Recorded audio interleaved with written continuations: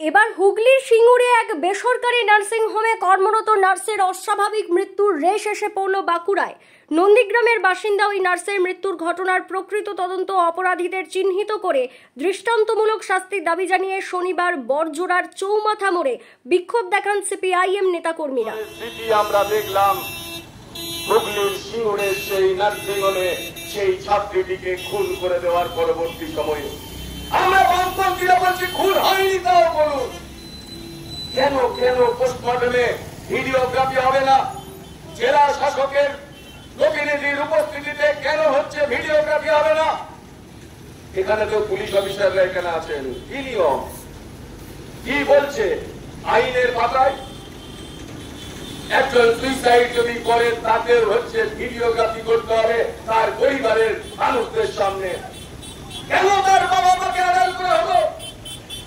কেন তার বাবারা আসার আগেই দেহকে নিজেদের মনোমত জায়গায় পোস্টমর্টম করানোর জন্য পরিকল্পনা না পুড়িয়ে দেওয়ার পরিকল্পনা ছিল, তার স্পষ্ট হলো না? ছাত্র যুবরা যখন আন্দোলনে নামলো তখন পুলিশ বলছে আমরা কলকাতা মেডিকেল কলেজে মর্গে নিয়ে যাবো, লাঠিচার্জ করলো ছাত্র যুবদের উপর যারা ন্যায্য আন্দোলন করছিলেন।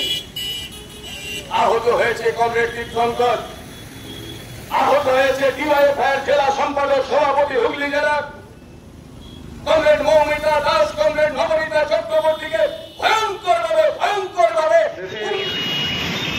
৭৯তম স্বাধীনতা দিবস উদযাপন হয়েছে। আজ চলছে জন্মাষ্টমী, আগামীকাল মনসা পুজো। পশ্চিমবঙ্গে